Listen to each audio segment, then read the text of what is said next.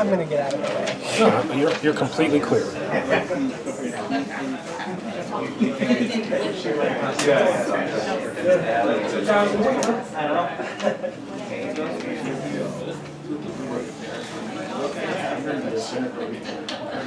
good enough.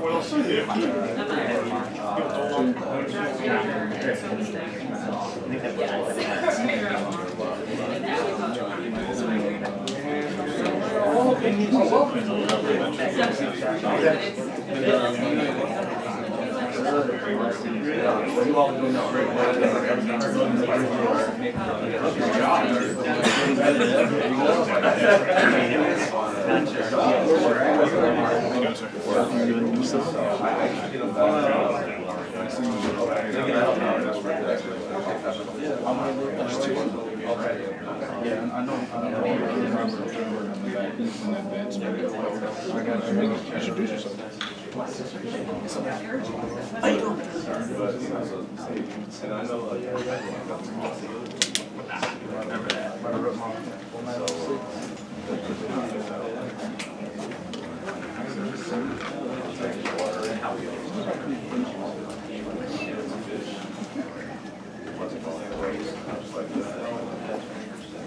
So good afternoon, everybody. So it's 1 o'clock, and I'm going to go ahead and get started. I see we've got a couple of seats that are still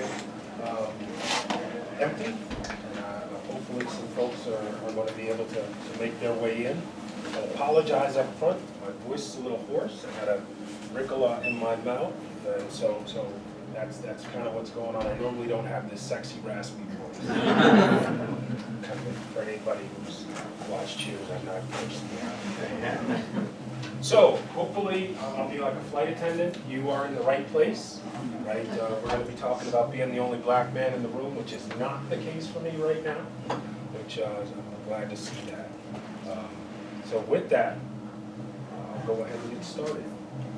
To be honest with you, when I was putting this together, I wasn't necessarily sure who the audience was going to be. This is not the audience I expected, but that's okay. That's okay. We'll make it work. So, thank you for being here. Thank you for spending this next hour or so with me, talking about some of the experiences that I've had. I certainly appreciate RIT for having me here. Yeah, thanks. So there are a couple of ground rules. So this will be kind of the agenda for today. I have 700 slides. So there'll be some ground rules, a little bit of introduction about a little bit about my story, some facts. We will talk briefly about code switching. I'll then talk about what I consider my magic equation, the Martin versus Malcolm, we'll call it the syndrome. Talk about some personal scenarios that I've experienced, and then a couple of other questions about why is that the system, why am I talking to this group, and then a piece of advice that I really live by and try and share with no matter who the audience is. I call it the I squared. And then what do we do now? What are our next steps? Ground rules, right? I'll respect you and expect the same from you. I'm going to tell you my story, and these are going to be my personal experiences. You'll have to understand that these are going to be my opinions, right? I am here to tell you about me, or express to you things that are from my perspective. So some of you will not agree, and it will make some people in this room uncomfortable. That is a fact. And I'm going to be honest. So again, as I'm having this dialogue, this discussion, those are kind of the ground rules. So if you're not prepared for that ride, I'm not suggesting anybody leave. I'm not going to be doing anything crazy, but just understand that I'm not afraid to make some folks in here. And I'm not just talking about white people. I'm going to be blatantly honest from the very beginning in how I talk about the audience and who I'm talking to. There are going to be a lot of us that, based on some of the things I say, may find it a little bit uncomfortable. So I'm born in Boston, Massachusetts. That's where I'm from. Patriots fan. That is a fact. Oh, man. Cheers. Yeah.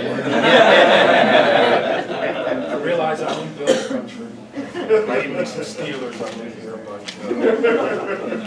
keep it real. When I was younger, I was bused to school. Anybody knows about the public school situation in Massachusetts in the early 70s? There was a program that bused inner city kids from, I was born and raised in Dorchester, Massachusetts, the hood. I grew up poor, but I got on a bus every morning at 6 a.m. and was bused to Weston Public Schools, think Pittsburgh, for those that are around here. Predominantly white, heavy Jewish population. So from a very early age, kindergarten through high school, I had that experience. I graduated high school, joined the Navy, then came to RIT and graduated from RIT in 1994. I'm a graduate of the Kate Gleason College of Engineering. When I got here in 1989, I think I was one of 2 black people in the mechanical engineering program. I was the black graduate of the mechanical engineering program in 94. When I graduated RIT, I served in the United States Navy. I was a surface warfare officer. I spent 5 years afloat. Spent the first couple of years on the USS Fletcher out of Pearl Harbor, Hawaii, and then the latter part of my Navy career on the USS Hewitt out of Yokosuka, Japan. Since then, I got out of the Navy at the end of 1998 and came to work for the Goodyear Tire and Rubber Company. I've been with the Goodyear Tire and Rubber Company since January 4th of 1999, so I'm rapidly approaching 24 years with the Goodyear Tire and Rubber Company in various roles. I started off as a tire engineer, tire designer, and have essentially worked through various technical and leadership roles. So right now, I am the senior manager for lean operations for the Americas. That's a lofty title. I do a lot of different things, but I've had a fruitful career. In Goodyear, I've been in Akron, I've been in Texas, I've been in Danville, Virginia, been in Sao Paulo, Brazil, and now back in Akron. So that's where our global technical and business headquarters is, Akron, Ohio. I reside in Hudson, Ohio, again, in Pittsburgh. That's where my kids ended up going to school. And one of the things that I spend a lot of my time doing is I serve as a 3rd Vice President of the Akron NAACP. I serve on the board of Project Grad Akron, which is a mentoring program that goes into Akron Public Schools, specifically Bookville. Bookville is a predominantly black school in the inner city of Akron. I'm on the executive board at large of the 100 Black Men of Akron. If you're familiar with the national organization, it's 100 Black Men of America. It is a primarily mentoring and wellness organization for people, for young black men. And then when I leave here, I get to go up to Camp Perry on Lake Erie. I'm the executive officer for the Ohio Navy. Ohio does have a Navy. Actually, New York has a Navy as well. So if you want to talk about that, I can talk about that for hours. But I'm still serving in uniform. So when I leave here, I actually go to that job. Questions about my history? Oh, I'm also adjunct faculty. So I teach an online class through the College of Engineering Technology, Product Ideation, MCET 585. It's a great class. You should take it. All right, so this is kind of an eye chart. And this is really when I started reflecting on my experiences. The blue arrow points to where I'm at, right? And what you will see, with the exception of me and my family eating watermelon on the porch, you can't get any more stereotypical than that. When I was little, these are me and the neighbors. Pretty much every picture. These are my friends in high school. This was in our apartment over at 305C. This is my current work team. So the leadership team that I'm on right now, there is an Asian Indian woman, a Native American black woman, and another Asian Indian woman who's actually since moved on. And then there's me in the background. Best friends from high school. When I was in Brazil, colleagues. When I was in the Navy, this is what it looked like. Again, colleagues, and then this is actually over in 305C. So this was my college experience as well. So when I start talking about being the only black person, black man in the room, I realized that has been my experience from the time I can remember. In fact, I cannot remember a time where I wasn't the only black person in the room, or the only black man in the room. And in preparation for this discussion, I'll get to the slide. I started reflecting on this year, in 2022, how many, so I'm also an advisor, and our Black ERG, our Black Network at Goodyear. Outside of Black ERG, Employee Resource Group meetings, I can't remember a time at Goodyear this year where I wasn't the only black man in the room. So again, I'm sharing this with you, that is what has prompted me to really start thinking about, okay, what are the challenges that I've had? How can I share them with different people and potentially talk to young brothers and help them understand the situation that they are going to experience? Like, it's not a maybe, it's a gonna happen. And how do we prepare for that and be successful in that? All right. So a couple of facts. Of the 56,000 officers in the United States Navy, 8% are black. 8%. That's like a handful. On my first ship, I was one of two until the other one left, and I was one of one. It is the reality of who we are as in the leadership roles. Now, the enlisted ranks in the military are much higher. It's actually more aligned with the actual demographics in the country. Of the current Fortune 500 companies, there are four black CEOs. Think about that. Now, it's Fortune 500 because there are 500, right? There are four. So again, when we start thinking about leadership role models, leadership opportunities, that to me is pretty staggering. What's even more staggering is since 1955, since they've been counting, there have been 19 total.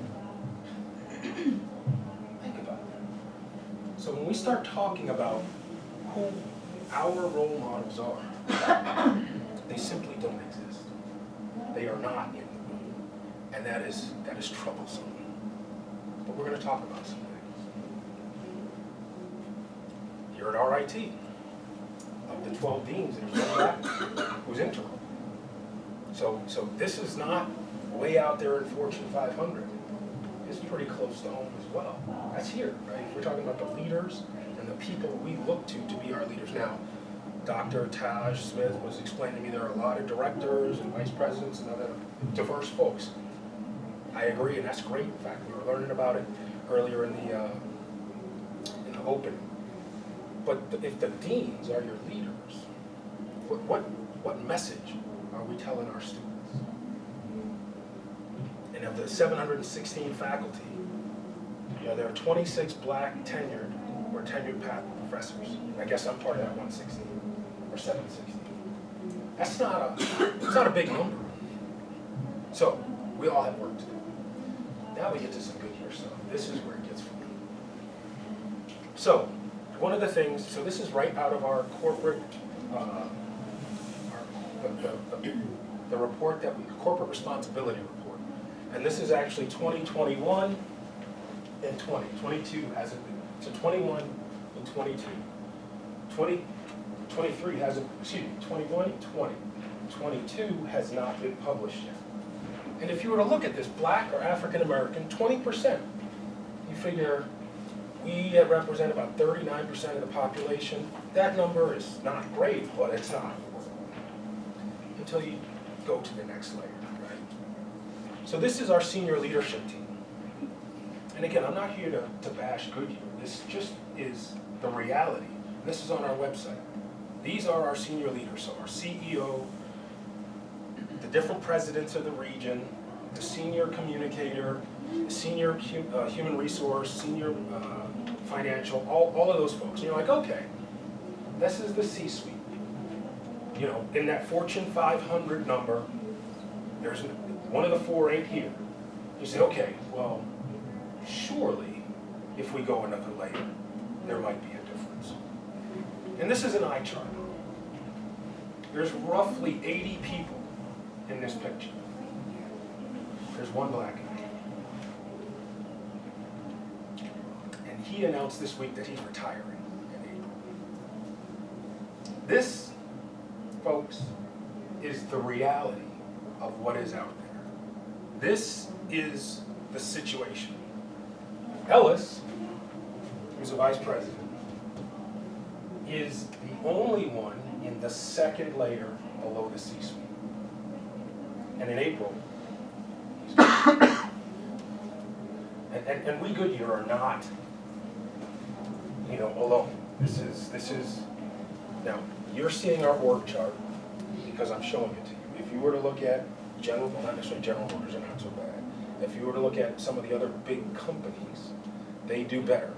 But again, this is, I guess this also speaks to why I feel like a lot of times I'm alone. Now, I fit in this organization under this guy, so I'm actually one layer down. So it's only 4 layers to the CEO. So, from high school, there were 8 black kids in my graduating class. I was the only mechanical engineer that actually graduated on time in 1994 from here at Kate Gleason College of Engineering in my class. On my first ship, I was one of 2, then one of 1 out of the 30 or so black officers that were in the wardroom. And then at Goodyear, not only am I the only black man, it's rare that I am not the only black person. So that's the scenario. That's kind of what's going on and why I feel like I'm sort of qualified to kind of talk to you about what it feels like. So, yeah, I just said that. So I'm going to talk quickly about code switching. This is a real thing. For those of you that don't know what code switching is, does everybody know what it is? All right, so code switching, and I'll read a little bit of it, is when normally it's a member of an underrepresented group, changes the way they behave, the way they talk, the way they speak, their posture, to fit into the dominant culture. And we do it all the time. In fact, we do it so much that we may not even know we're doing it at times. It's a survival technique, and it's really unfortunate that we as black people, specifically black men, spend this energy doing that. So when we go into an environment, when we go into a room, we take the threat away. And then, if you walk into a room and you're the only person of color, you might feel the need to make subtle adjustments to your behavior, your manner of speaking, your style of speaking, in order to be less conspicuous. I swear to you right now, I can give you a perfect example of code switching. I have not practiced this with anybody. Nobody knows what's coming. But I'm going to pick on 2 people. Tom Peoples. John, nice to meet you.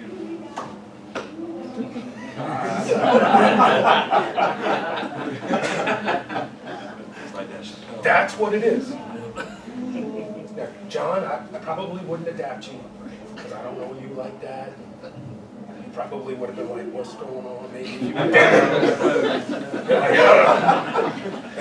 maybe. But that's it, right? So we're laughing. But that shit happened. That happened. Right? And I walk into a room and I got to make a decision. Do I know John? How am I going to approach John? What am I going to say to John? How is John going to react to me? Right? Is John going to think I'm a threat? Because, and we'll get into that. So that's code switching. It's that simple. Now that those that didn't know what it was, look for it. You will see it. There's a video of Obama going through a locker room, and they made a Key and Peele speech about it. It doesn't get any more apparent than that. And it was similar to what I just did. In fact, I'd love to say I took credit for it, but I was just copying out my president.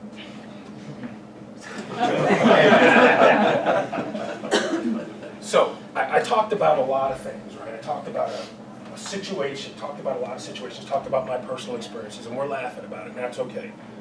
We can still laugh now about the stuff that I'm talking about. But what I'm going to talk about, I'm going to switch a little bit and really get into some things that I think will be helpful. This is what I consider my magic equation.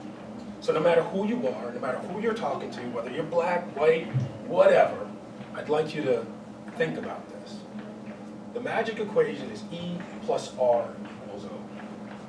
So for the non-engineers, that's okay.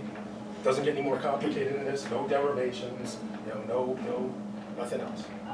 So the magic equation is about there will always be an event. Something happens. Shit happens. And you cannot control that event.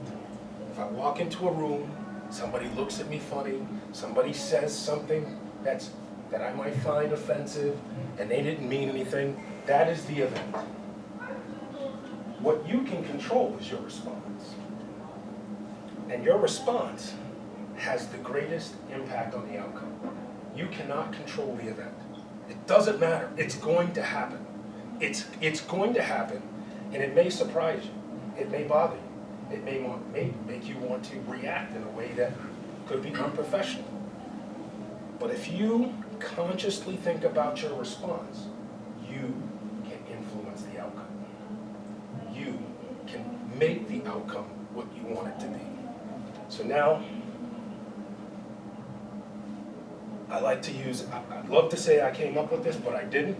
It's kind of the Martin versus Malcolm. As black men, we all have it.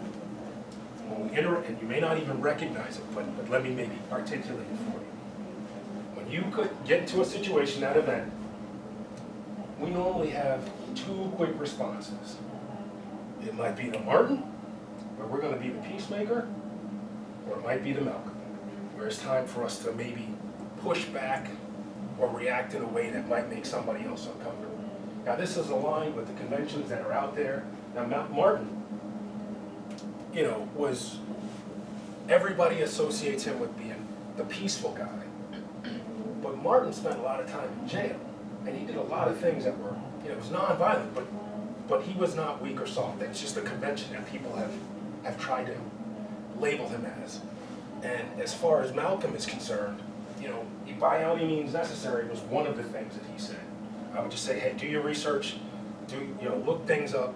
Just don't accept the common conventions that are portrayed about these two men. They are probably more similar than they are different. So, I tend to have a Martin response.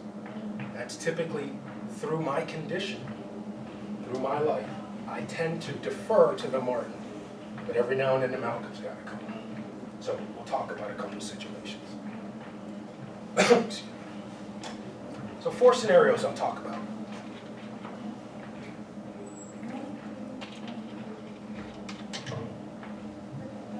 So, as a member of the Akron NAACP, our organization was asked to participate in a tree planting with the Cleveland Clinic. And we went out there on a Saturday, we're digging holes, we're planting trees, and towards the end of about midway through the event, I happened to be alone with the event coordinator, an older white woman. And we're walking, and we're talking, we're having a decent, just a lighthearted conversation. And she said, are you a local minister? And I thought, that is a very odd thing to ask. And I, went straight to Martin. I was like, no, I am not a local pastor. And then I started thinking, like, why would she ask me that question? And it turns out, right from her experience, the only articulate black men that come out and do volunteer work are local pastors, right? So my response was no. I'm the senior manager of lead operations for the Goodyear Tire and Rubber Company. I'm out here as the 3rd vice president for the Akron NAACP. I didn't really want to ruffle this lady too much. She was probably in her late 60s. It was like, okay, the Martin said, hey, this ain't the time. This is how I'm going to deal with her. The gym that I go to, Sumo Wellness Center, and I was in the gym, and when I go in the gym, I try and get my business done. Again, I'm the only black guy in the gym. I live in a town kind of like Pittsburgh. Trying to get my workout on, get changed, and get out, right? Because I don't like to have uncomfortable conversations with people who ask me stupid questions. So I'm talking, this guy who's next to me, very nervous, just wants to talk. I'm like, okay, we're chatting. I'm like, yeah, my week's been kind of busy because I'm teaching this week, and I gotta, you know, when I get home, I got some papers. No, I didn't say that. I didn't say I had papers. It was, yeah, we were just kind of talking. And there was another gentleman who was clearly eavesdropping in the conversation. So the first gentleman I was talking to leaves, and I'm closing up my bag, and the other gentleman goes, so you're a teacher? Yes I am. And he goes, do you teach phys ed? And I thought, now, I ain't gonna lie, if I take my shirt off, some of y'all, I'm just kidding. So I do work out, right? I've been an athlete, continue to be an athlete. But I was like, what the fuck did he just say to me? And then the Martin said, no, don't snap on this dude. Don't snap on this old white man, because I'm gonna get arrested. So I said, no. I actually teach a 500 level elective in the College of Engineering called Product Ideation, where we develop ideas and opportunities into business solutions. And he was like, oh, okay. And sort of going about his business. And the Martin in me was like, let it go.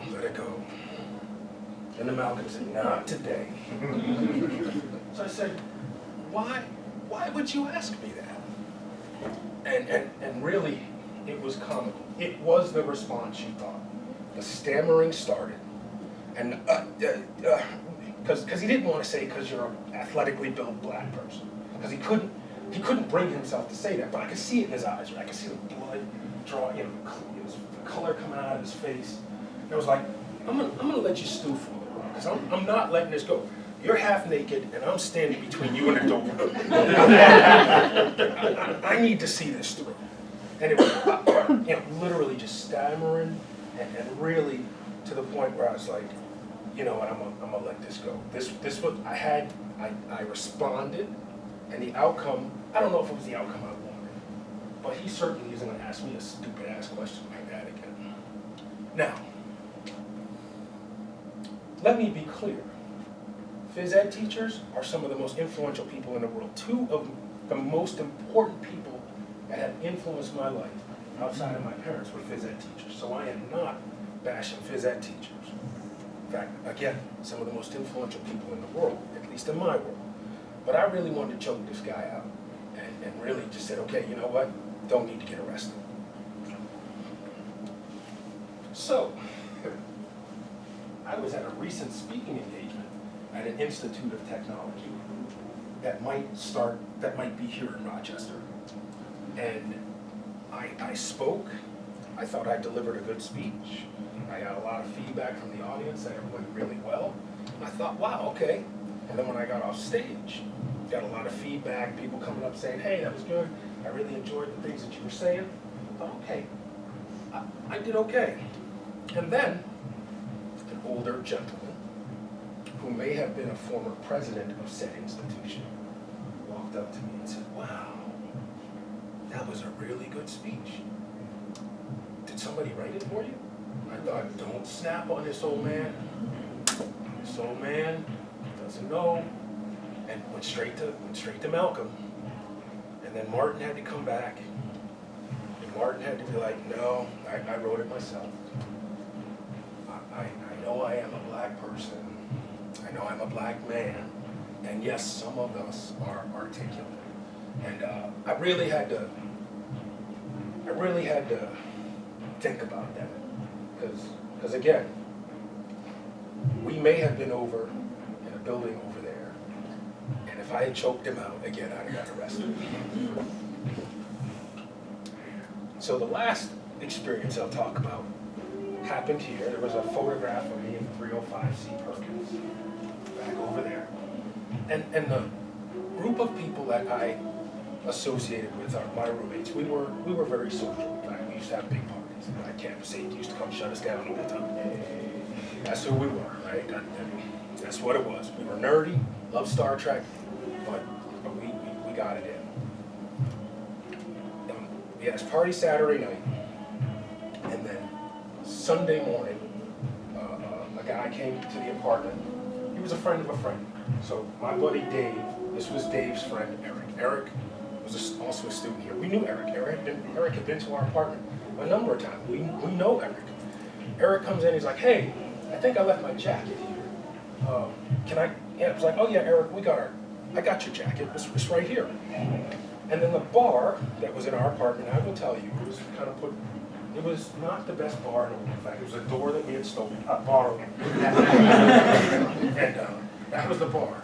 And Eric kind of walked up, and this said, this is the most nigger-rigged bar I've ever seen. And I thought, what? Because I don't know if I understood what came out of Eric's mouth. Blonde-headed, blue-eyed Eric. And I don't think Eric realized what he was saying and who he was saying it to. And I said, Eric, what did you say? Because this bar is nigger rigged. And I'm like, and now I'm like, he said it twice. I heard what he said, and he made sure I understood what he said. And I thought, that was very shocking to me. That this person that I had shared a beer with, who had consumed that cheap old Milwaukee beer in our apartment, was saying something like that. And it wasn't like directed at me. It just seemed like it was something that was okay for him to say. So there's always a third reaction. See, I was shocked at what he was saying. But sometimes you gotta bring out the humor. And Eric was even more shocked at the ass whooping he got. Now, I will never condone violence, but Eric did end up getting thrown down a flight of steps. And I think my response may have been excessive, but it did achieve the outcome I was interested in. He's not going to use that expression ever again. In fact, we'll just leave it at that. So, a couple of questions. Is the system broken? When we talk about the big system, is it broken? Discussion, sure. So, I'll just say a part of me says no, it's not broken. It's actually intended to be. I actually wrote this in a discussion post in my doctoral program. That the system as we see it now isn't necessarily broken, it's actually working the way it's supposed to. There's an oppressor and there's the oppressed. So that's one viewpoint that I have. And then another part of me says that it is broken, but I look at it from the view of education. So I see it from both sides. But I see it more broken than intentional than unintentional. I was just gonna say, I don't think that something can be broken if it's working as it is designed to do.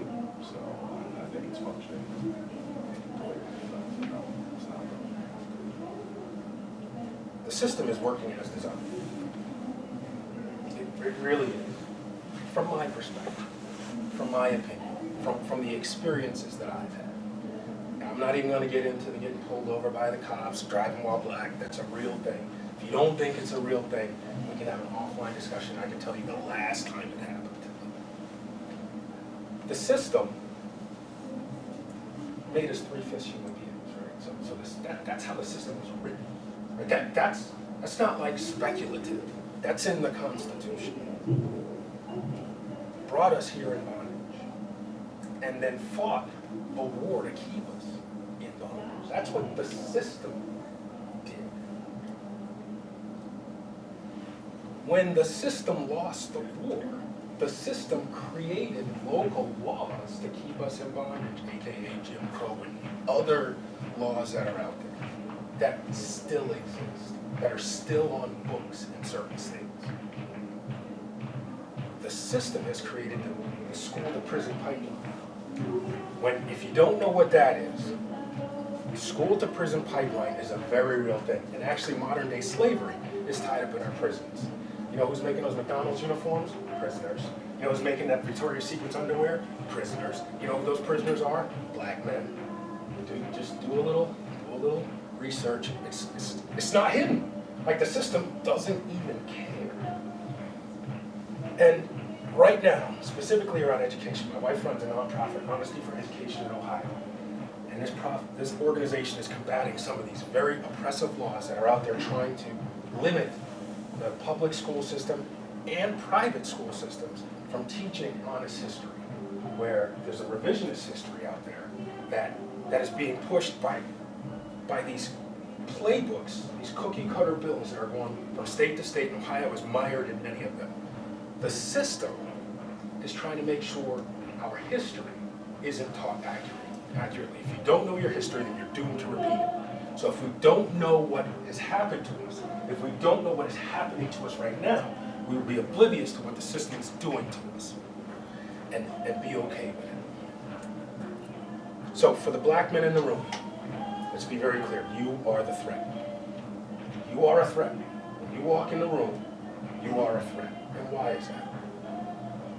I'm not going to read this whole thing, but the highlighted piece. So when you talk about the authorized use of deadly force by police, authorized use of deadly force is in self-defense when deadly force reasonably appears to be necessary to protect a force officer who reasonably believes himself or herself to be in imminent danger or serious bodily harm.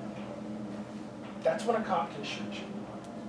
When they feel like, and I'm not bashing law enforcement, but that's what the law says cops when they can use deadly force.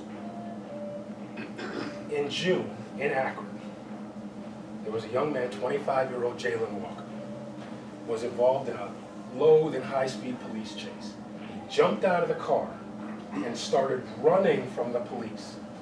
Running from the police. The police shot over 90 times. He got hit with 46 bullets. Let me maybe restate that. He was running from the police. The cops shot over 90 rounds. Somebody, of the 7 officers, somebody had to reload. And then he caught 46 hot ones. Now, when the coroner and everybody found him, he was unarmed. So how was the authorization of deadly force authorized? Because they felt threatened. And what was Jalen Walker's threat? He was black. It was the color of his skin. That is the only explanation. Because he was running away. And they shot over 90 rounds. So, when I say you are a threat, that is the perception when you walk in the room. Understand. So how do you navigate that? There's the E+R=O.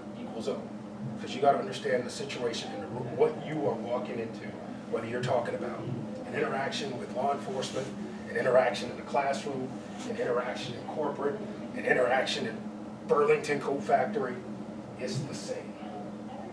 The system has created this environment for us.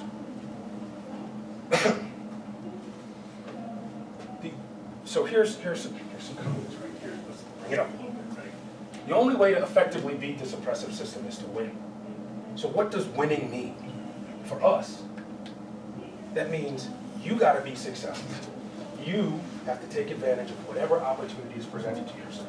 Whatever you are doing here today at this institution, you have to be the best at it. That is what winning looks like. That is how we can combat the system. Because when we are not the best, when we are not at our game, it gives people the opportunity to discount us. It gives people the opportunity to say, yeah, that's how they are. It gives people the opportunity to look at me and say, are you a gym teacher? Again, no issue with gym teachers, but I have a bachelor's in mechanical engineering, a master's in cross-disciplinary professional studies, and I'm currently in a doctoral program, so no, I'm not a phys ed teacher. I stand on the shoulders and the graves, let's be very clear, of the people that gave their lives so I can even be in this room, so you can be in this room. 100 years ago, we wouldn't have been in this room. 50 years ago, we wouldn't have been in this room. 30 years ago, maybe. It's not like it's ancient history, but we are standing on those shoulders right now, and you need to understand, you need to stand on those shoulders. I'm in the room, potentially having an uncomfortable conversation, such that in the future, you, and you, and you, and you, and you, and you, and you, and you won't be the only black man. And you, Doc. Okay, my I-squared discussion. Integrity. All right, little interaction. What is integrity? Character. Integrity, built on character is part of integrity. That's a trick question. Truth is part of it. Truthfulness. Moral compass. All right, so the quality of being honest and having strong moral principles and uprightness, right? You can have principles, they could just be bad. You can be very committed to them, they could be very bad. But integrity is tied to the principles associated with being, because it can be very cultural, depending on how you, if you're in the Middle East, or the South, if you're in Asia, if you're in Europe, integrity can mean different things, what those principles are. Integrity means following through on your word. So one of the things that I will offer to anybody in this room, no matter what you do, follow through on your word. Don't commit if you can't commit, right? That sounds stupid. But if you cannot commit, say it up front, you can't do it, right? You will be better off, because that plays into people's interpretation of your integrity. What is initiative? Not a trick question. Be proactive. Being proactive, absolutely. Anything else? Ownership. Having some ownership. So, work behavior defined as self-starting and proactive, right? Overcoming barriers to achieve a goal, right? Taking initiative means I'm not going to let this stop me from doing what I'm setting out to do. I'm going to find a way. The future workplaces require people to have this personal initiative.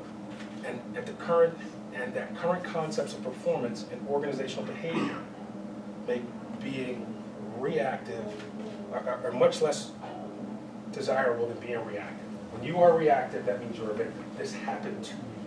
Like, I am reacting to this situation. They did this. They did that. And that is not taking initiative.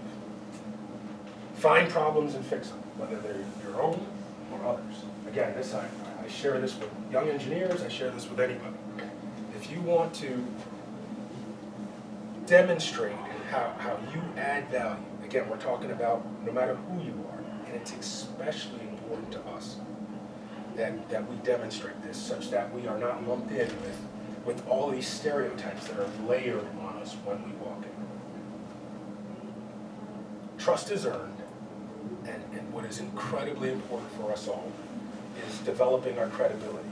Say what you're going to do and do what you say. I'm going to say this again. Say what you're going to do and do what you say. Because without your credibility, none of this matters. Right? You become a stereotype.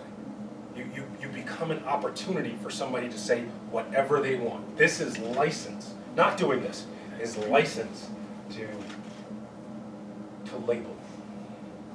And it happens. Follow through on your commitments. Be on time. And on time is early, right? Because for us, right, we're lazy and we're late. Why give somebody that ammunition? Here's one that a lot of us don't really take. We take for granted. Admit when you're wrong and grow from it. Learn and grow, because you're going to be wrong. That those events are going to happen. You're going to react the wrong way at some point. Learn from it and grow. That is how you become a better person. Own your mistakes. So what now? I'm going to tell everybody in this room, embrace who you are. Be proud of who you are. Take advantage of this opportunity. Keep it real. Professional. Because a lot of people will keep it real all the way to the unemployment line, right? So I'm not saying be something that you're not, but there's a level of professionalism. If you're gonna be in the circles that I'm talking about, there is a level of professionalism that is a must. Otherwise, you won't come in the room, right? So getting in the room and then being at the table is important. You are not an imposter. There is such a thing as an imposter syndrome. An imposter syndrome is when you have self-doubt about who you are and what you're capable of. You are not an imposter. If you are here, you deserve to be here. If you are in the interview, you have earned that right to be in the interview. If you are in that job, you have earned it. You are not an imposter. There will be people that will encourage you to believe that you are. But believe me, if you're in a conversation, you have earned it. You are not an imposter. Despite the fact that the deck is stacked against us, right? You have an obligation to yourself first. An obligation to the village and the people that helped you. And right now to all the other people that look like you, to take advantage of this opportunity. That is, I can't stress to you how important that is. Because somebody has reached back to help you. Otherwise you wouldn't be here. That's a fact. And you have an obligation to reach back and help somebody else. So as somebody who's in corporate America, I'm reaching back to college students. As college students, you should be reaching back to somebody in high school and middle school. You have that obligation. It's not something that's, it is mandatory. It's not optional. Because somebody helped you. And your village helped you. Otherwise, we wouldn't be here. Be a champion for yourself and others that look like you. And don't be a victim. We all know, it doesn't matter what race you are, what gender you are, who you love. We all know that the people around us that are victimized by their situation, right? Oh, they did this to me. They did that to me because I have blue hair. They did this to me because I wear earrings. They did, cut all that out. Eliminate that. You can do that. Do not be a victim. Because when you allow yourself to be the victim, the system will. And anybody who's ever doubted you, make them eat their words and regret the fact that they doubted you. That is your charge. Because every one of us knows at least one person that was not in our camp. That was maybe on the side. They might have been up front kind of saying they supported you, but in the background you knew something was going on. Make them eat their words. You can do that, right? Make them regret ever doubting you. And even when you walk in the room and you are the only black man, handle your business. Be proud of who you are. Be confident. I'm not talking about arrogant. No, be confident. If you're supposed to be there, and your role is to be the speaker in this session, own it. If your role is to be a teacher, own it. If your role is to deliver the mail, own it. And don't ever let anybody take that from you. Handle your business. So those are the words that I had put together essentially for the group. And I have a couple other slides that would be more kind of an academic path on what Goodyear is doing to help bridge the gap. But I'd like to pause here and maybe open the floor for some questions, some discussion. In fact, we got about 14 minutes, and really we want to give anybody the opportunity to ask questions or really further the dialogue. Can I ask you a question?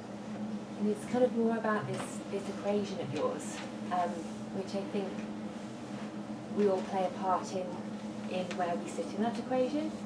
So you're sitting and having to respond in a particular way.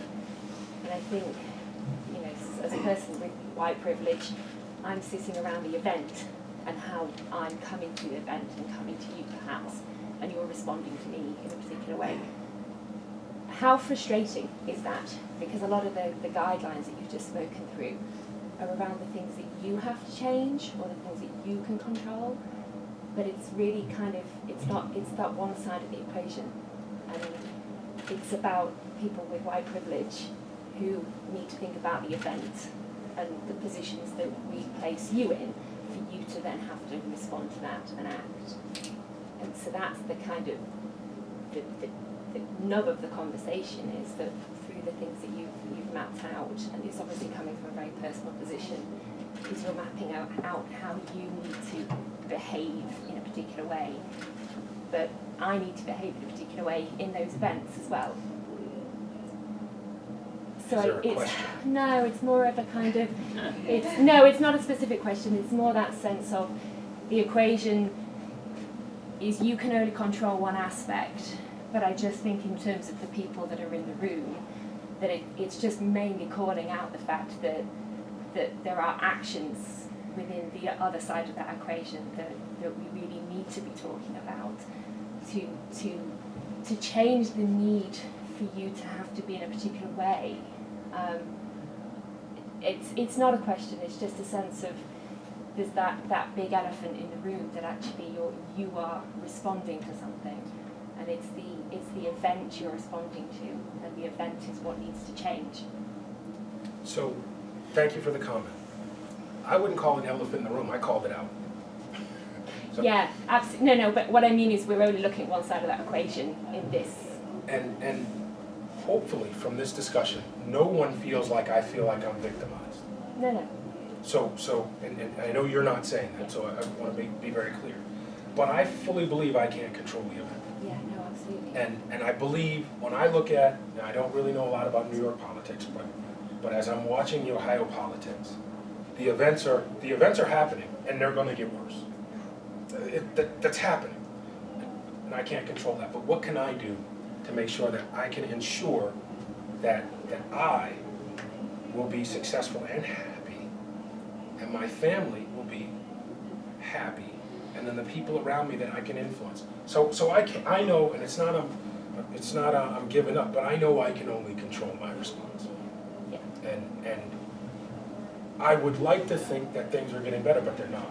I mean, anybody who's, and again, that sounds very nihilistic or whatever, but the fact is, things are gonna get worse before they get better. I don't know what that breaking or tipping point is gonna be. I'm not a sociologist, but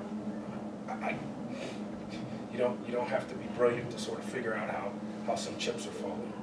But what I'm encouraging people to do, no matter what you look like, is control your response, because that response can influence the outcome, even if it's just that one person, right? So if I gotta be an advocate for myself and other people that look like me, and preach to one person at a time, that's what I'm gonna do, right? Now Eric didn't get any preaching. That was the bar scenario. That was very focused.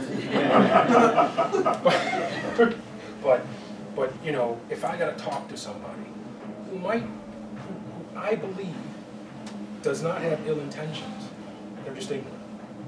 Not ignorant like this ignorant cuss, but they are ignorant. They said something stupid to me. Now, how do I react to that? And if I can change, if I can change one person at a time, but that's what it amounts to, at least the way I look at it. At the same time, I still got to do what I got to do, such that I can be successful and reach back and make sure this young brother understands there's a place for him in the world.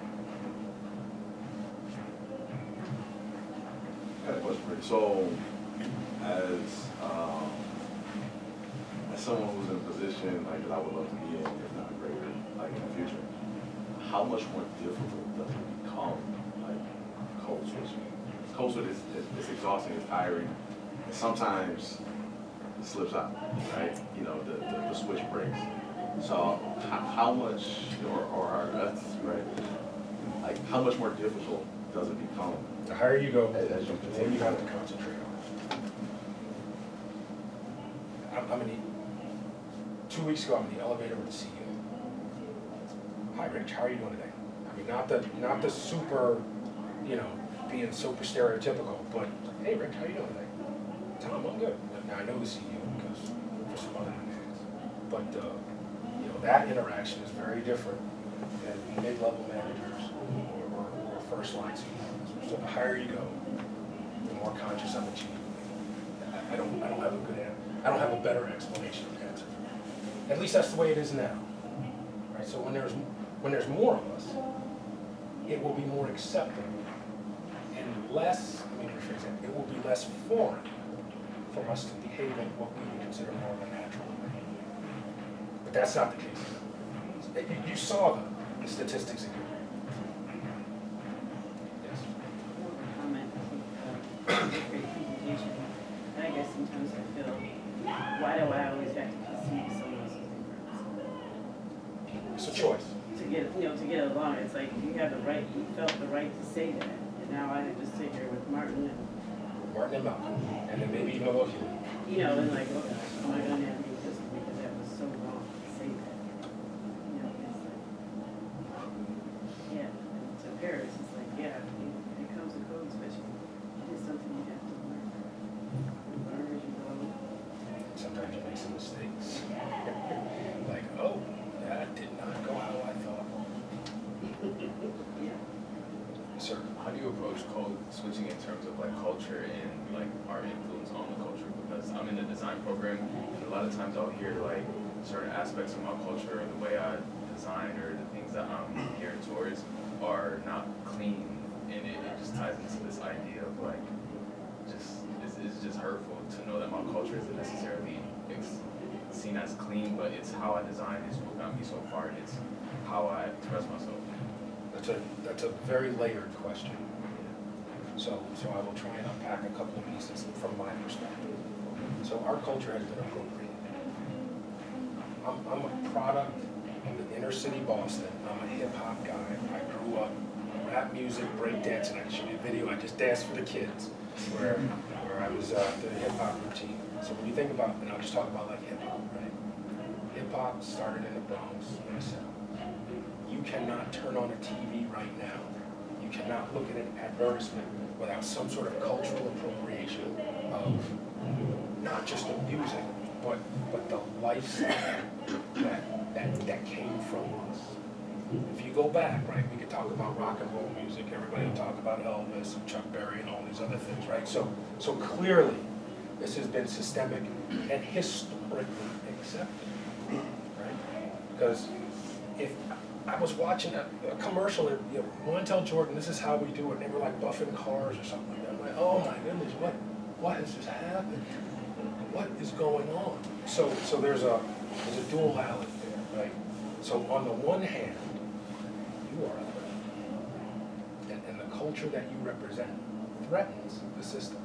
I'd rather you be in jail, quite honestly, because of your slave labor, and then I don't have to worry about you bumping heads with you in the boardroom. So I need to make sure you're devalued. But I like the way you eat. I like your food. I like your music. I like your clothes. I don't want you in the room. But I like your music. I like you out there shaking your ass. But I don't want you eating. That's the duality I see. My opinion.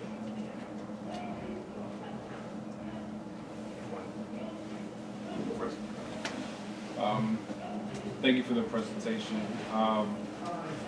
Going back to the title of this event here, being the only black man in the room, what could those who are not the only black man in the room do to increase those numbers in the room?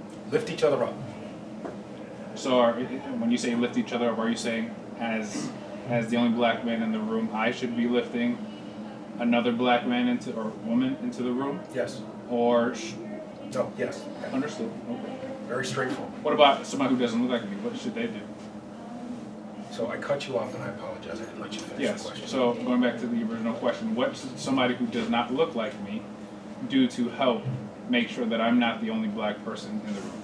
So what I have found, me personally, is I have a network of what I would call, there's really two different groups of people that I rely upon. My mentors, and then I would call it, I have a sponsor. Now this is some corporate stuff that most people don't know. So your mentor is somebody that you go to and talk about things and talk about the positives, the minuses, the things, decisions that you might want to make, right? There's somebody that is it's close to your sphere, that knows you. They're not drinking buddies, they're not at the house at the cookout. Some of you know what that means, some of you don't, right? But they are influential. And then I have a sponsor. And a sponsor is a senior leader that when I talk to this man, everything is perfect. Everything I do, it's only good things. So when 90% of your career conversations happen when you are not in the room. So your sponsor has to speak for you. So you have to cultivate that relationship with the sponsor. The mentors to some degree. but it's understanding who your sponsor is, and then they can speak for you, and then help you. So if you look at the Goodyear Tire and Rubber Company, when Ellis leaves, I am the senior black person in global technology for the planet. Right? So there's nobody that looks like me that's reaching back to help me out. But my sponsor is up there, and I meet with him periodically, and it's very deliberate and intentional.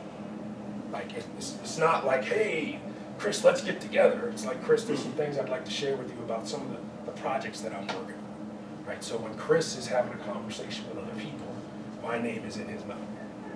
So there's really two things. And there's actually a third level. It's like, we call it your board of directors, kind of your peers. It's like peer mentors. So people that you're cool with, that you will eat lunch with, people that you will interact with, people that might come over to the house for the cookout.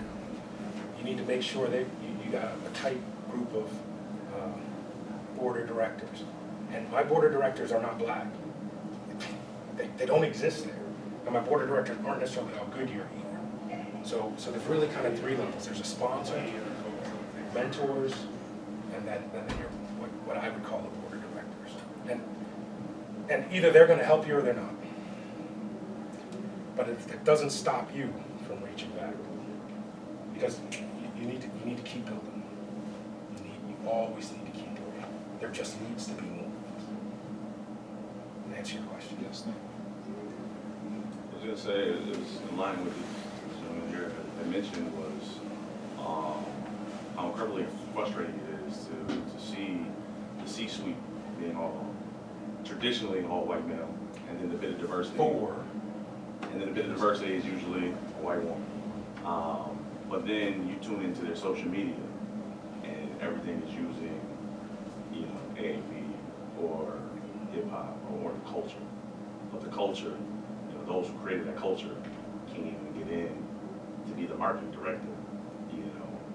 Who's allowed? You know what I'm saying? It's just incredibly frustrating. It was just kind of a statement, but also kind of turned into a question. It's just what's a way of just kind of navigating that frustration? So navigating frustration or navigating that path? I guess both, really. Whiskey. No, I'm not advocating drinking, and I don't mean to make light of anybody that might have whatever, right? It was a joke, right? I don't want to.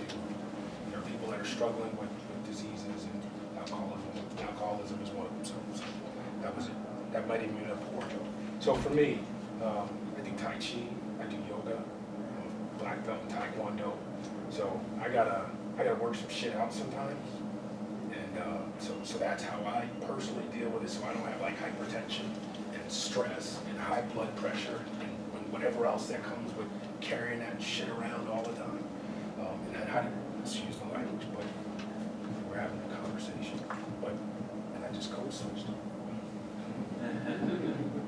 But navigating at work, right? You gotta understand the environment that you're in, right?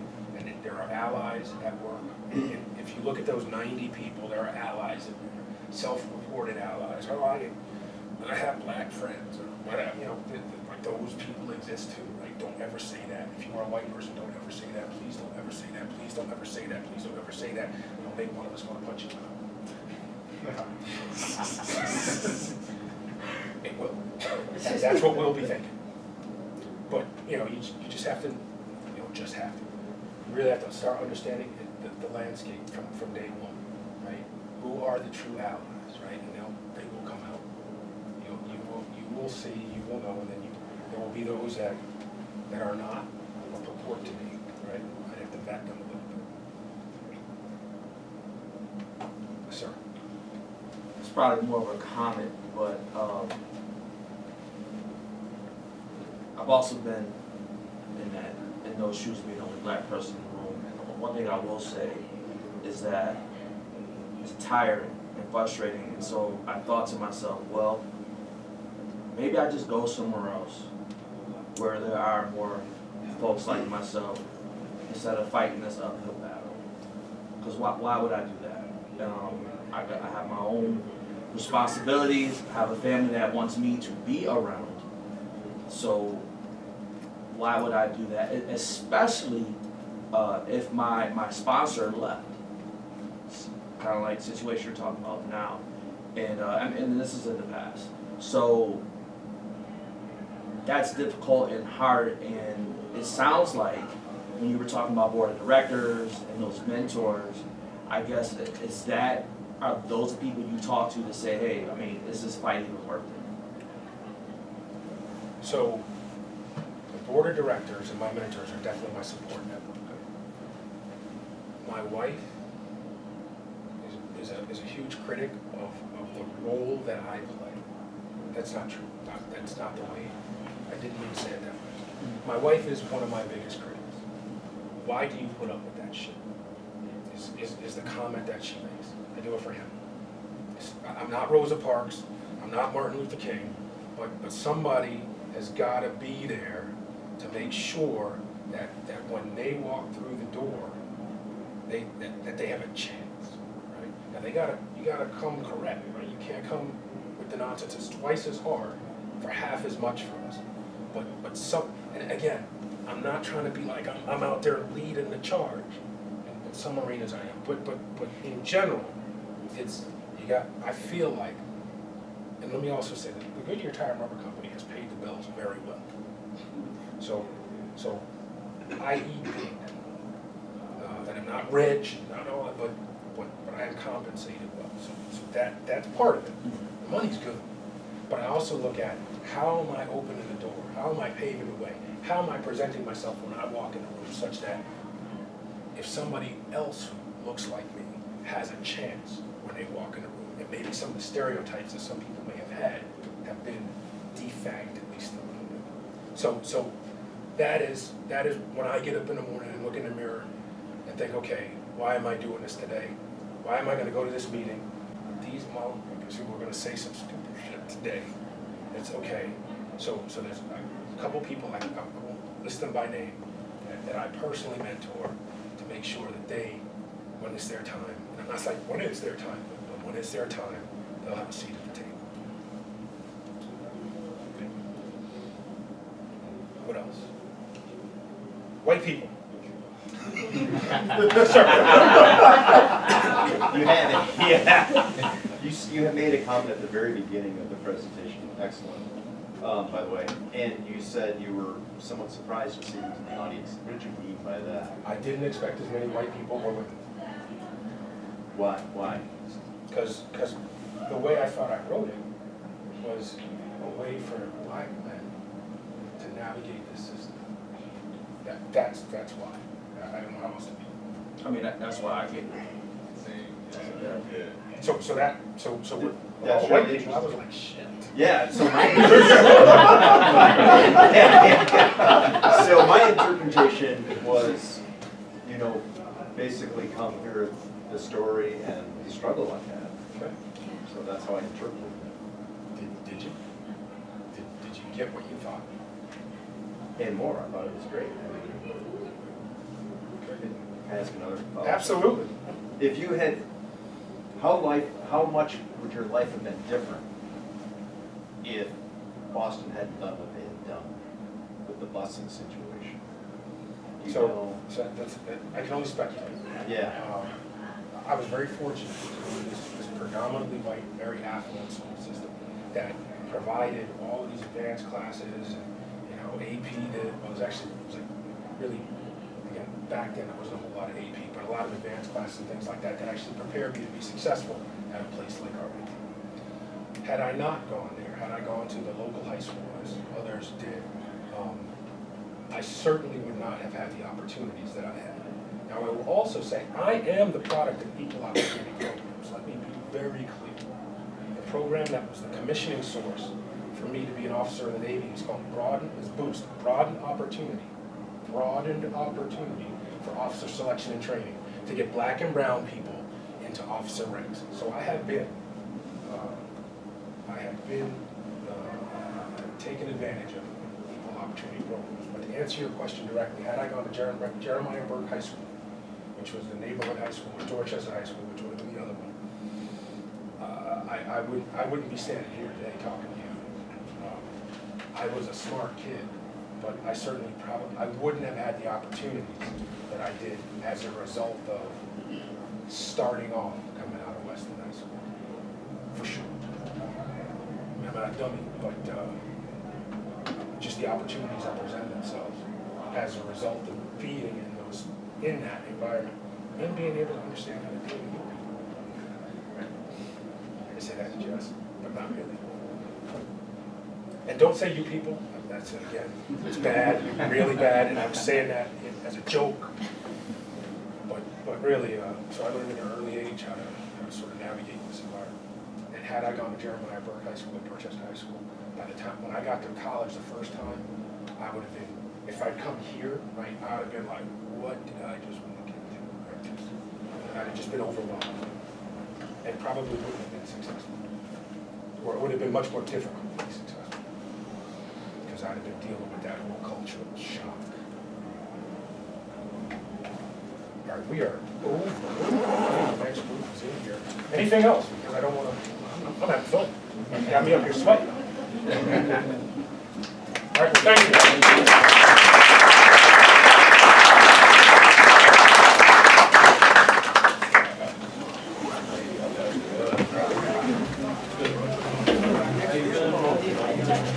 Sounds good to meet you. What department are you in? Okay. I was gonna say. But you buy the money though, so that's I say that.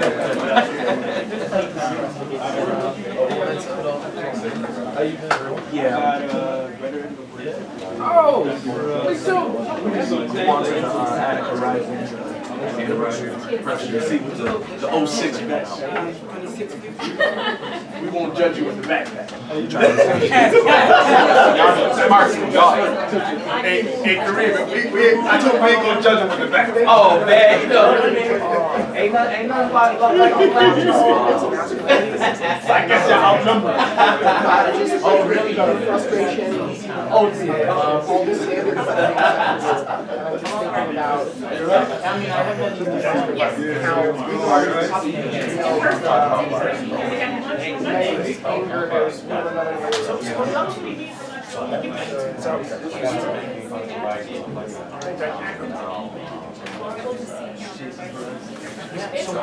I just wanted to see.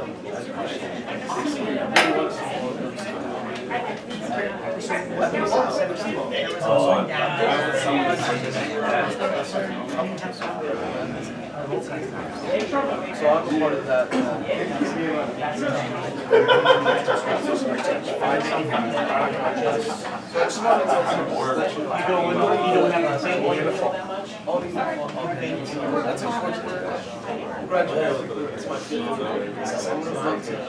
Thanks for stopping by. Everybody knows what's happening. Hey man, it's good to meet you, man.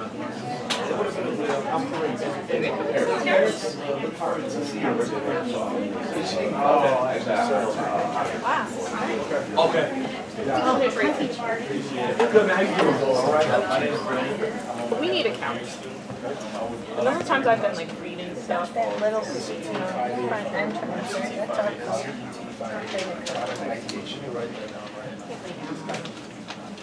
I appreciate We had an office couch in my office. Yeah. Stuff with this. I've been people up too since I know. No. So they have it on speaker cameras and then somebody figured it out.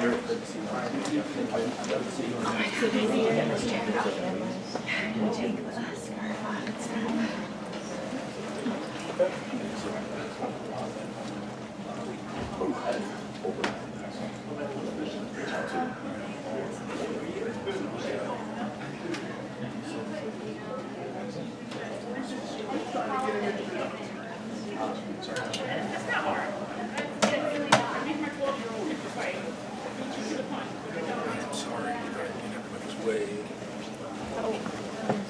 You don't want to sit.